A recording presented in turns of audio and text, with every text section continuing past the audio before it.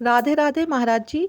बच्चे अपनी दिनचर्या कैसे रखें कि वो अपने लक्ष्य को प्राप्त कर सके। हम प्रारंभ इस बात से करते हैं कि आप जब प्रातः कालीन उठें तो पहले उठने का नियम ले कि सूर्योदय के 1 घंटा पहले हम उठेंगे। देखो हमारी प्रार्थना मानना, सूर्य उदय के 1 घंटा पहले। हम ये नहीं कहते कि जैसे हम लोग उठते हैं वैसे नहीं। आप बच्चे हो तो इस समय सूर्य उदय कै बजे होता है? लगभग 6 बजे, साढ़े 6। आप 5 बजे उठ जाइए और उठ करके सबसे पहला कार्य कीजिए, पृथ्वी के चरण स्पर्श कीजिए, भूमि के चरण स्पर्श कीजिए।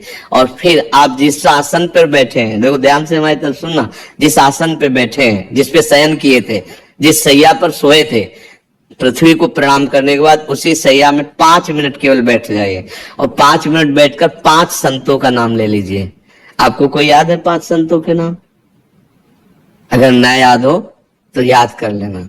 किसी भी 5, जितने भी संत भगवान है हमारे, जैसे आचार्य रूप में, जैसे हम लोग श्री स्वामी हरिदास जी की जय, हरिवंश महाप्रभु की जय, हरिराम व्यास जी की जय, नागरीदास जी की जय, श्री ध्रुवदास जी की जय।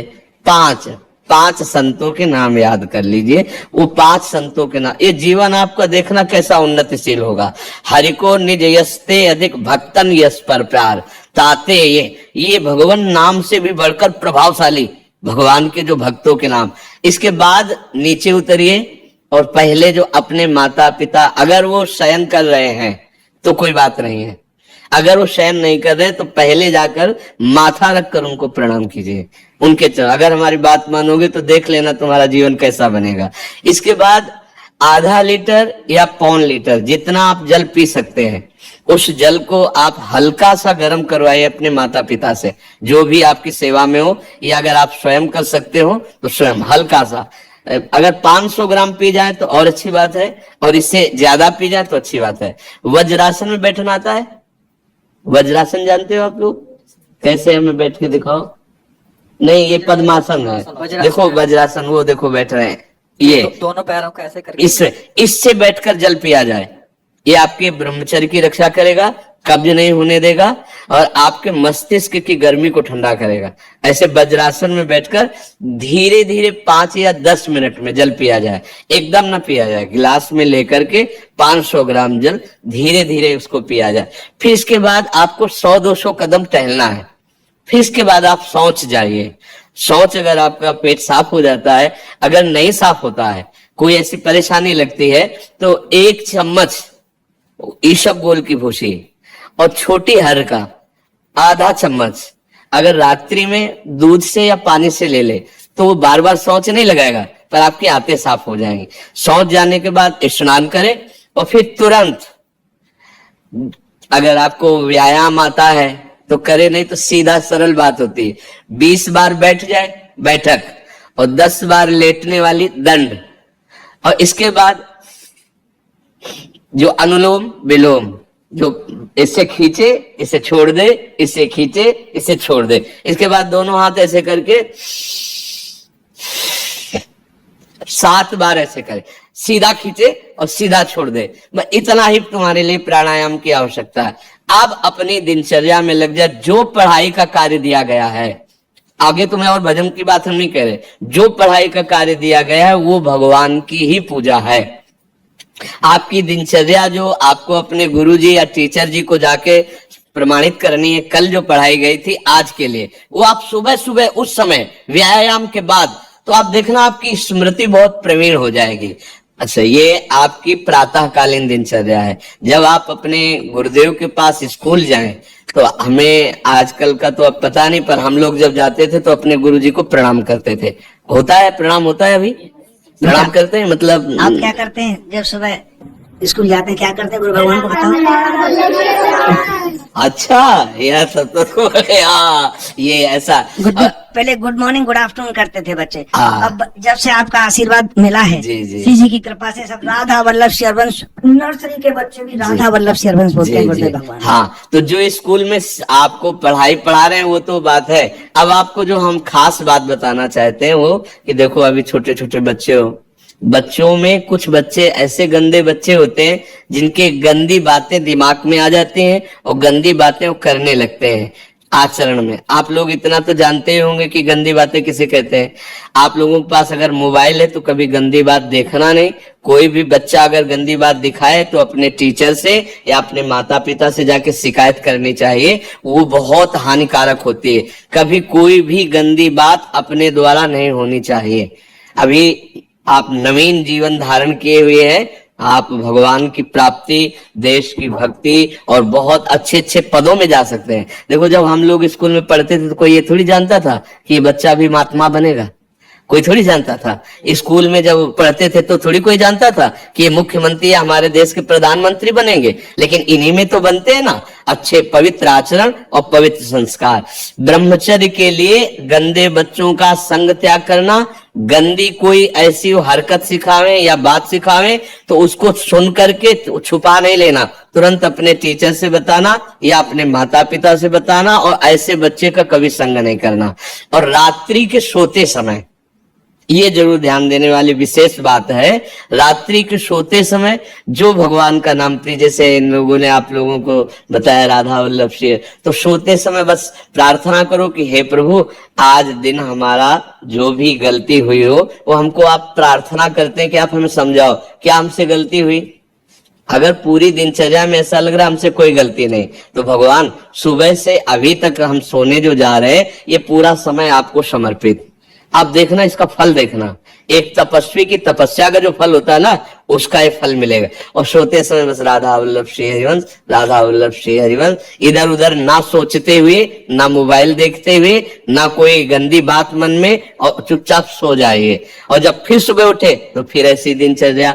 और पढ़ाई, इस समय तुम्हारा भजन है, इस समय भजन तुम्हारा पढ़ाई है। क्योंकि आज हम गीता पढ़ पा रहे हैं, भागवत पढ़ पा रहे हैं, तभी पढ़ पा रहे हैं जब हमारे गुरुजी ने हमको काका गागा सिखाया था। अगर वो मात्रा, वो ककाहरा हमको ना आता होता तो आज हम ग्रंथ ना अवलोकन कर पाते। तो वो पढ़ाई हमारे लिए अमृत हुई ना। तो उस अमृत पढ़ाई को अगर हम कुमार्ग में ले जाते तो वो विश्व बन जाती। तो ये पढ़ाई भी भजन का नींव बना ना, तो ये पढ़ाई बहुत आवश्यक है। इसलिए आप मन लगा करके पढ़िए। आपका और कोई प्रश्न तो नहीं है जो आप जानना चाहते हो? गुरुदेव भगवान जी, ये बच्चे राधा वल्लभ शरवंश, राधा राधा का जाप करते हैं गुरुदेव भगवान, सुबह शाम दोनों समय आधा घंटा 1 घंटा मंदिर में। बहुत सुंदर।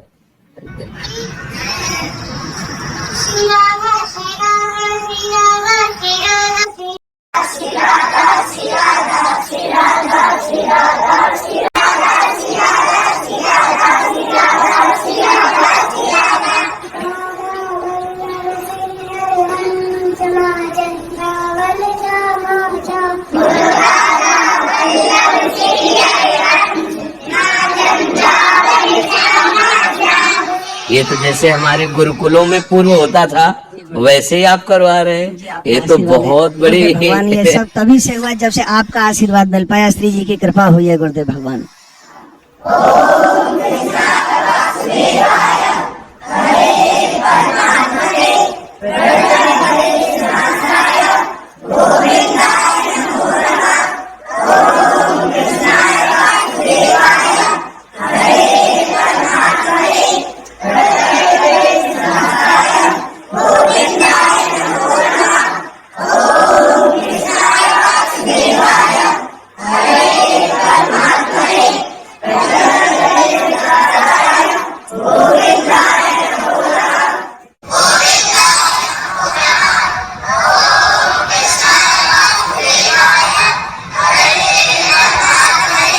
ये तो बहुत अमृत में, बहुत अमृत में, बहुत अमृत।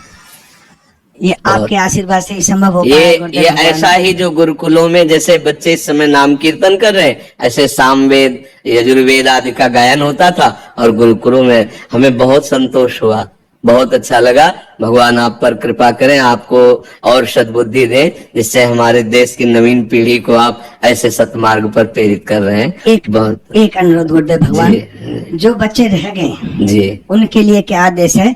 आप एक बार उनको भी लिवा के लाइएगा। जब आपको समय मिले ना तब आप उनको लिवा। आज हम चाहते हैं कि हमारे देश के बच्चे सुधरे। हम आपको बार बार प्रणाम करते हैं कि जो हम चाह रहे हैं वो आप करवा रहे हैं बच्चों से। सदगुरुदेव भगवान आपका आशीर्वाद, बिना आपके आशीर्वाद कुछ नहीं। अच्छा, आप लोग और कुछ बात तो नहीं करना चाहते?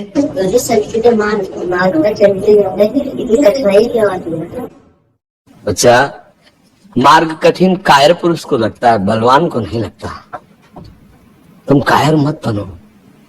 किसी भी कार्य को करने के लिए अगर हमारे हृदय में उत्साह है तो उत्साह हर कठिनाई को रौंद देगा।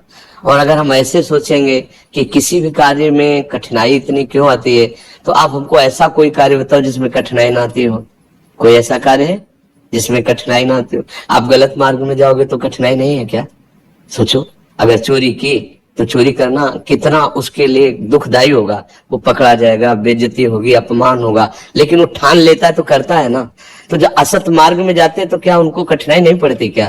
तो सत मार्ग में चलने के लिए, धर्म मार्ग में चलने के लिए अगर कठिनता मिल रही है तो हमको बलवान बनाने के लिए रखा जाता है। देखो, स्कूल में फर्स्ट कौन आता है?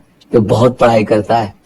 आर्मी में कौन अच्छा कमांडो बनता है? जो अच्छी दौड़, अच्छी कूद कर लेता है। तो इसको कठिनाई नहीं, इसको योग्यता समझते हैं। हमारे सामने जो कठिनाई रखी जाती है, हमें योग्य बनाने के लिए रखा जाता है। समझ रहे ना?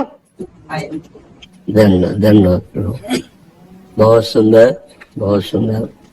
ऐसी सद्भावना विशेष रूप से बच्चों में फैले। बहुत सुंदर, धन्यवाद। Sunshine, sunshine.